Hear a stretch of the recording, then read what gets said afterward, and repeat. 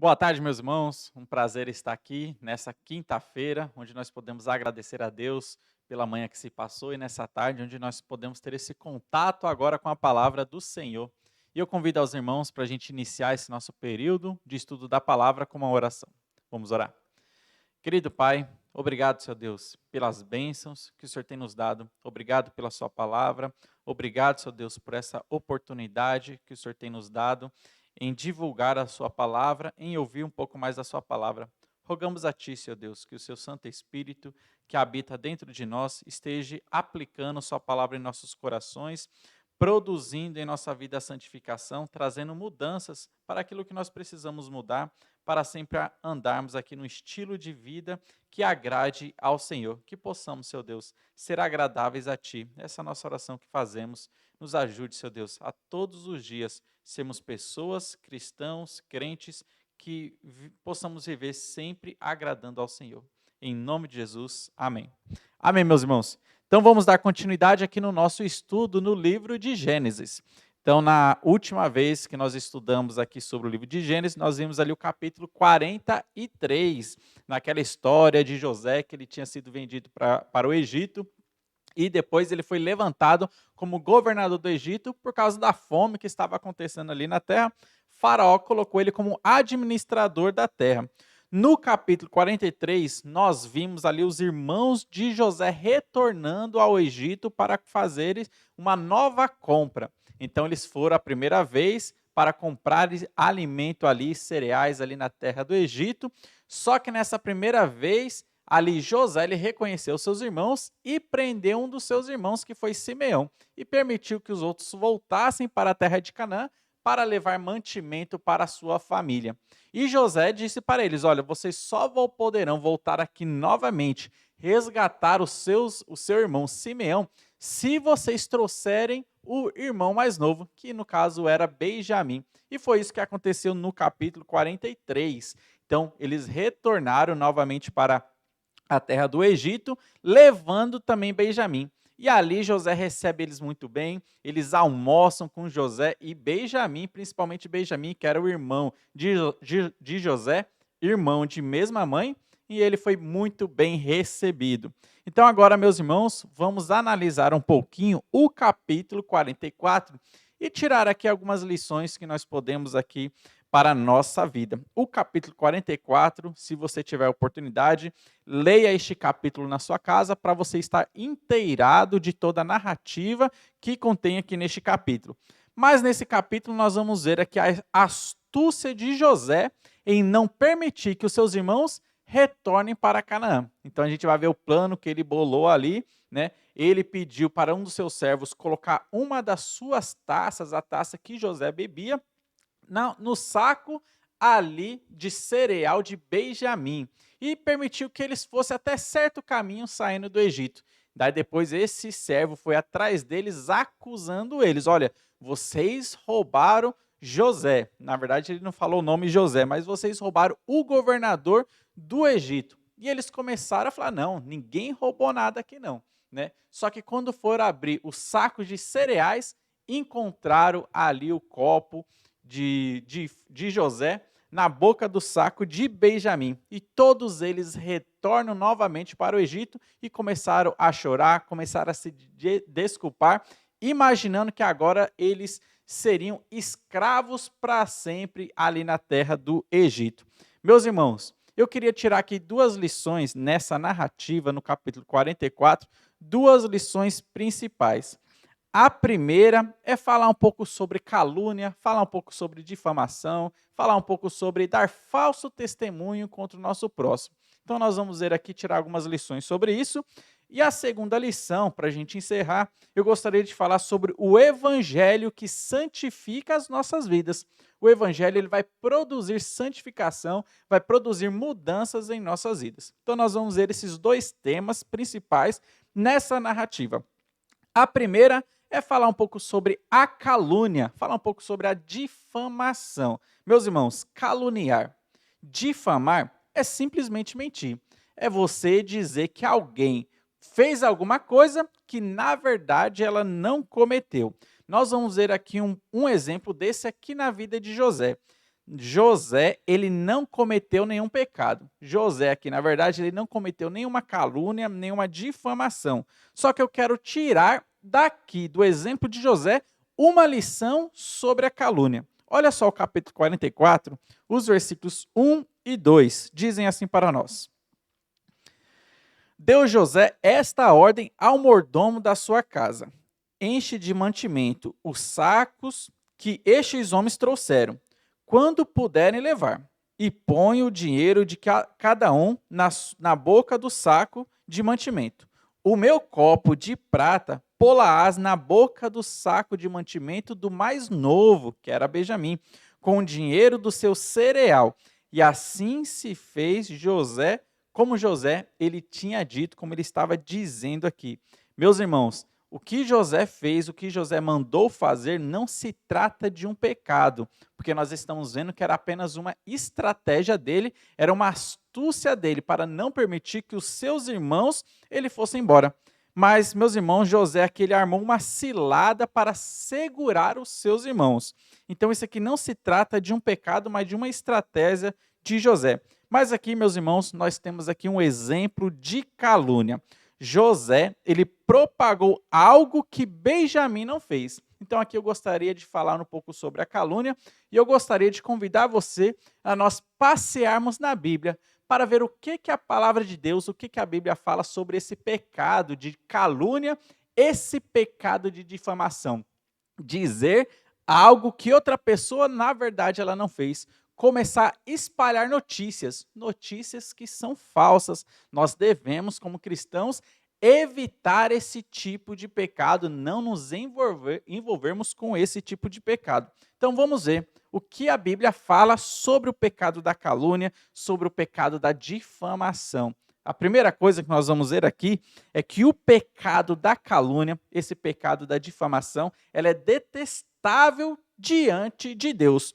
Olha só o que diz Provérbios, capítulo 6, versículos 16 a 19. Diz assim para nós: 6 coisas o Senhor aborrece, e a sétima a sua alma abomina: olhos altivos, línguas mentirosas, mãos que derramam sangue inocente, coração que trama projetos iníquos, pés que se apressam a correr para o mal. Olha só agora: testemunha falsa que profere mentiras, e o que semeia contenda entre os irmãos. Meus irmãos, a calúnia, a difamação é um pecado que Deus ele não aceita. Testemunha falsa que profere mentiras é aquela pessoa que está testemunhando algo e falando algo que a outra pessoa ela não cometeu, difamando a pessoa, caluniando a pessoa. A palavra de Deus mostra que é um pecado que Deus ele não tolera, é um pecado contra Deus, difamação e esse pecado da calúnia. Meus irmãos, este pecado ele é proibido tanto no Antigo Testamento quanto também foi proibido no Novo Testamento. Olha só o que o Antigo Testamento fala sobre esse pecado, proibindo ele. Êxodo, capítulo 23, versículo 1, diz assim na lei de Moisés: não espalharás notícias falsas, nem darás mão ao ímpio para seres testemunha maldosa. Olha só o que a palavra de Deus no Antigo Testamento está falando. Não espalharás notícias falsas. Isso aí é caluniar, isso é difamar. Então você já no Antigo Testamento a gente vê a questão da fake news. Você não pode estar espalhando notícias falsas contra outras pessoas. Não apenas o Antigo Testamento. Olha só a proibição desse pecado de calúnia, difamação, de falar mal contra o seu irmão com coisas que ele não fez, espalhar notícias falsas no Novo Testamento também. Olha só Tiago, capítulo 4, versículo 11, só o comecinho dele já nos dá essa proibição, diz assim: irmãos, não faleis mal um dos outros. Olha só, a palavra de Deus já mostrando aqui que nós não devemos falar mal um dos outros. Tanto o Antigo Testamento quanto o Novo Testamento traz a proibição do pecado da calúnia. Meus irmãos, nós não devemos nos envolver com o pecado da calúnia. Nós, cristãos, nos devemos apartar da língua falsa. Olha só o que diz 1 Pedro, capítulo 2, versículo 1, diz assim para nós: Despojando-vos, portanto, de toda maldade, de todo dolo, olha só, o engano, língua falsa, de hipocrisia e invejas e de toda sorte de maledicência. Meus irmãos, a palavra de Deus deixa claro que nós, que somos cristãos, filhos de Deus, desse pecado nós devemos nos afastar. Nós devemos nos afastar de todo o engano, de todo o dolo, da língua falsa. Nós devemos nos afastar disso e não nos associarmos com notícias falsas. Então a palavra de Deus está nos orientando sobre o pecado da calúnia, sobre o pecado da difamação. Olha só uma outra coisa que nós podemos aprender sobre a calúnia e difamação. Normalmente o caluniador, ele está escondendo um grande ódio no seu coração. Então o pecado da calúnia, ela não vem sozinho, mas ela vem acompanhado com ódio interior da pessoa. Então é aquela pessoa que tem ódio contra uma outra pessoa, então o que ela vai fazer? Vai começar a espalhar mentiras contra o fulano, porque ela tem um ódio interior dentro de si. Olha só o que diz Provérbios, capítulo 10, versículo 18, nos revela isso. Diz assim: o que retém o ódio é de lábios falsos, o que difama é insensato. Olha só que a palavra de Deus ela está esclarecendo, revelando aqui para nós. A pessoa que possui e retém um ódio no seu coração, ela é uma pessoa de lábios falsos. Ela sempre contará mentiras sobre a outra pessoa, porque ela é uma pessoa que não conseguiu perdoar, não conseguiu derramar o perdão. Foi uma pessoa ali que guardou o rancor no seu coração, guardou o ódio, e esse ódio agora está se manifestando através de uma linguagem falsa, através de calúnia, através da difamação. A palavra de Deus já nos diz que a boca fala daquilo que o coração está cheio. Se o coração da pessoa, se o coração do cristão está cheio de ódio, um coração que não conseguiu derramar perdão, da sua boca vai sair palavras de ódio, da sua boca vai sair palavras de mentira, uma língua falsa que vai falar contra as outras pessoas, espalhando uma mensagem mentirosa. Meus irmãos, olha só, cuide do seu coração. Como que tem sido o seu coração? Como que está a saúde do seu coração? Você tem guardado dentro de si um ódio, um rancor contra alguém? Perceba bem, se você tem guardado esse ódio, rancor no seu coração, provavelmente você está usando a sua língua de uma maneira falsa, espalhando mensagens mentirosas contra outras pessoas. Então, o caluniador, provavelmente ele tem escondido no seu coração esse grande ódio. E a palavra de Deus vai nos dar um alerta. Nós que somos a igreja de Deus, esse pecado, ele não deve existir dentro da igreja de Cristo. O corpo de Jesus Cristo não deve estar propagando esse tipo de pecado, a calúnia e a difamação.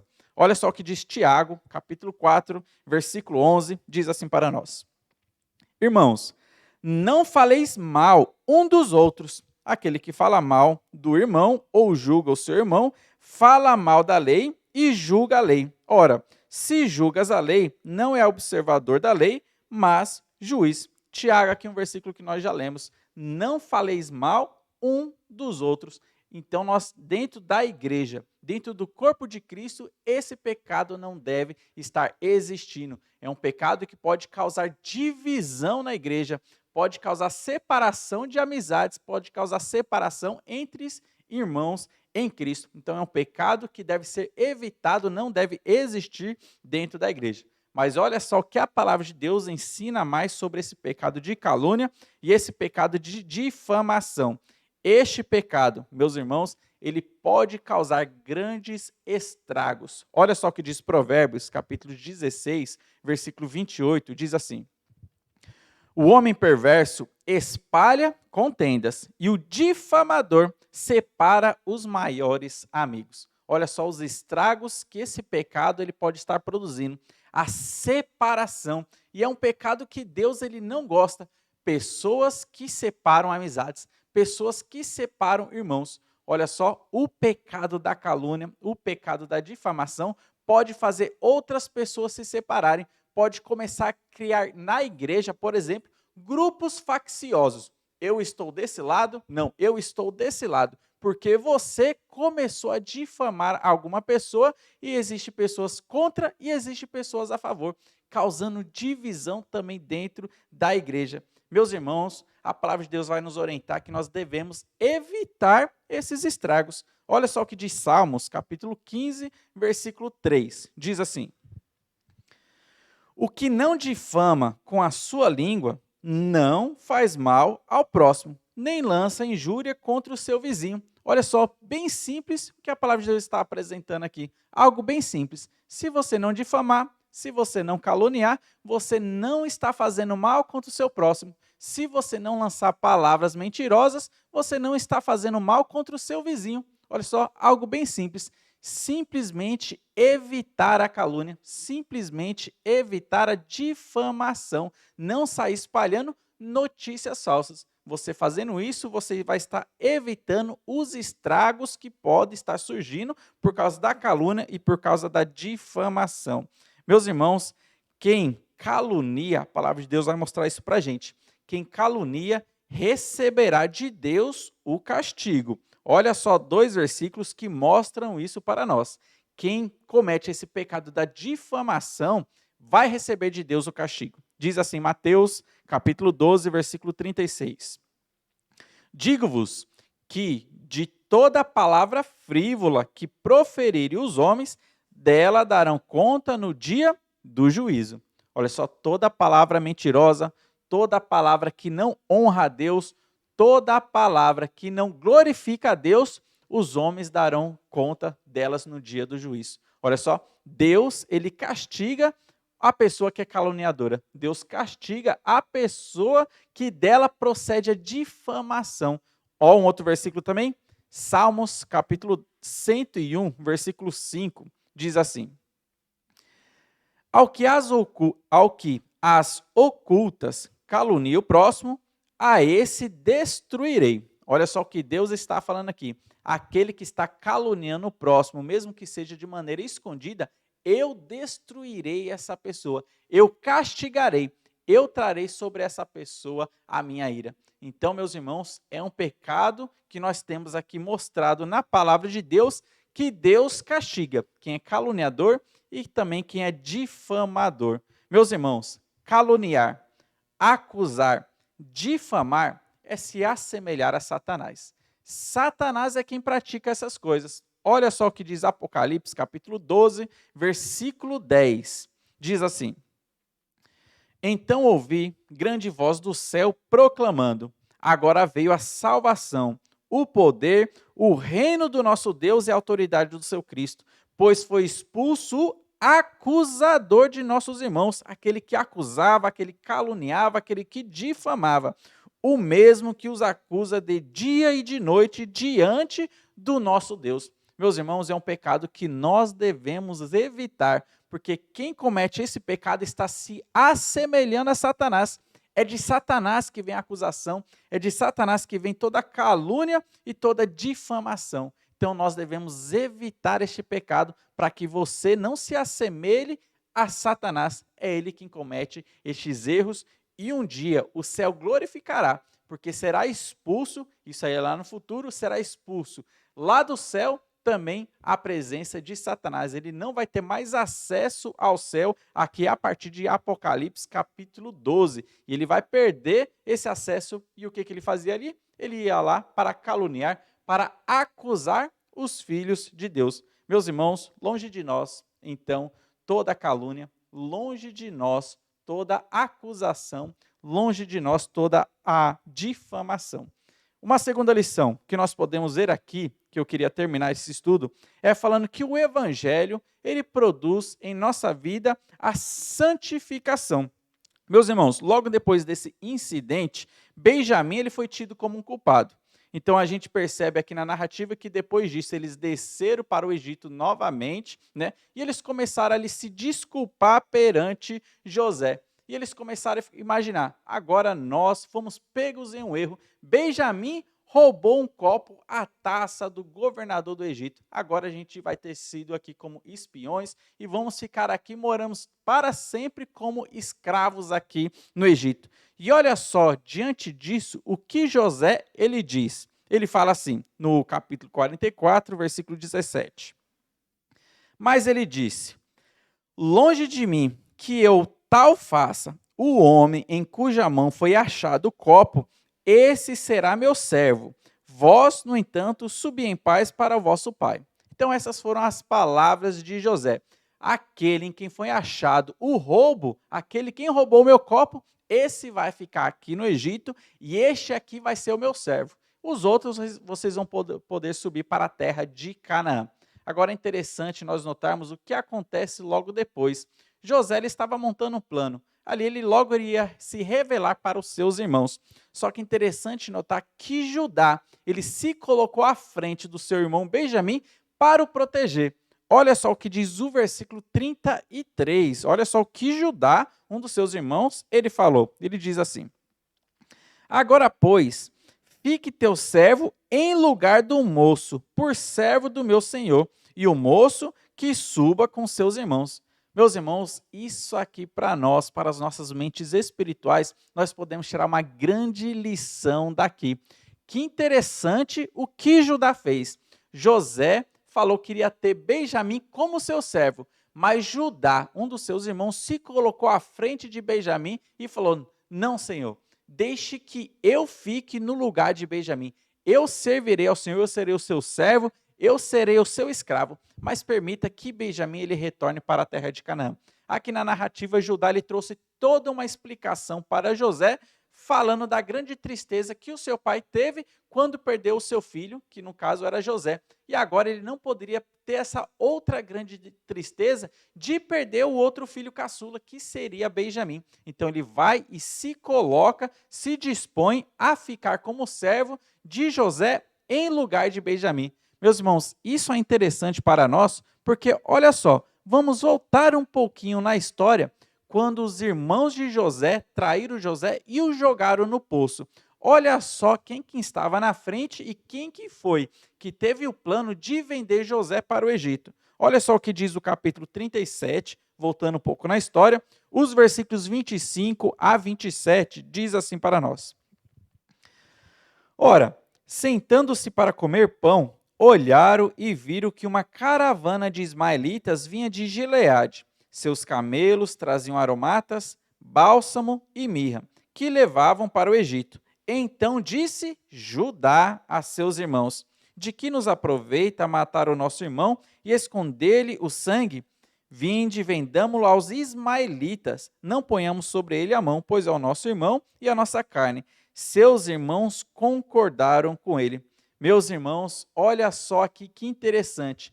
Antes, Judá, ele teve esse plano de trair o seu irmão e vender como escravo. Mas olha só a mudança que teve na sua vida. Agora, nesse contexto aqui no capítulo 44, ele estava se colocando na frente de um dos seus irmãos, no caso Benjamim, para o defender.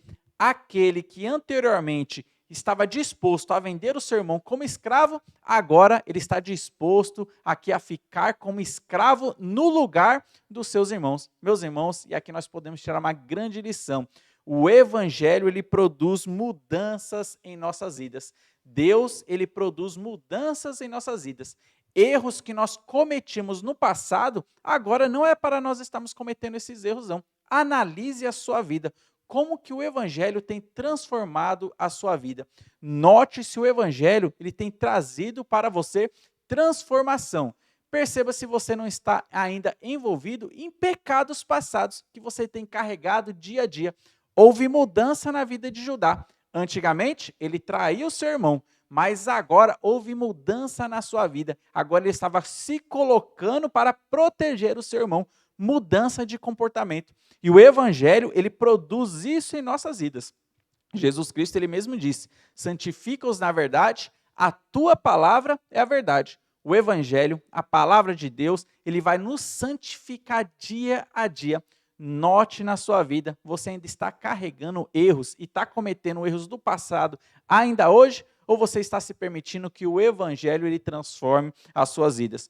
vejamos alguns exemplos que a palavra de Deus mostra de quais são as mudanças que o evangelho ele pode produzir em nossas vidas. Olha só o que diz Efésios, capítulo 4, e aqui nós leremos alguns versículos de Efésios, capítulo 4. O versículo 25 vai trazer o primeiro exemplo, diz assim: Por isso, deixando a mentira, fale cada um a verdade com seu próximo, porque somos membros um dos outros. Olha só, se você cometia o pecado da mentira, agora não. O evangelho lhe produz mudanças em nossas vidas. Deixe esse pecado e o que você vai fazer agora? Fale a verdade. Deixe a mentira e fale a verdade, como Judá fez também. Ele estava antes traindo seu irmão, mas agora naquele contexto ele estava protegendo ao seu irmão. Olha só uma outra mudança que o evangelho produz em nossas vidas. O versículo 28 diz assim: Aquele que furtava, não furte mais. Antes trabalhe fazendo com as próprias mãos o que é bom, para que tenha com que acudir ao necessitado. Então, se antigamente você era ladrão, se antigamente você roubava alguma coisa, hoje não. O evangelho deve produzir essa mudança em nossa vida. Agora você vai trabalhar e ajudar as pessoas que estão necessitadas.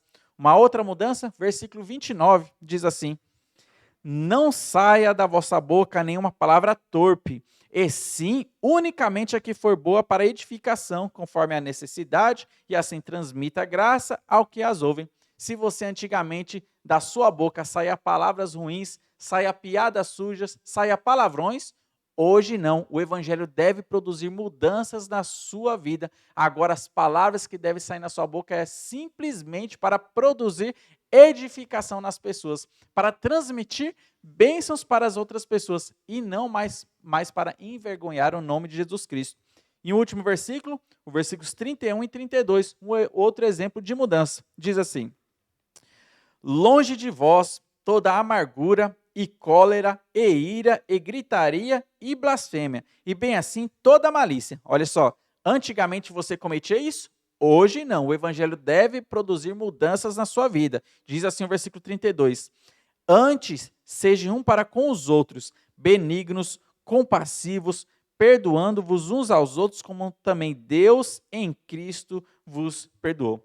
Meu irmão, você tem percebido as mudanças na sua vida? Você tem permitido que o evangelho ele traga mudanças na sua vida? Você tem tido contato com a palavra de Deus, que é por meio da palavra de Deus que nós somos santificados. Cristo falou: santifica-os na verdade, a tua palavra é a verdade. Ou você tem ainda estagnado na sua vida cristã?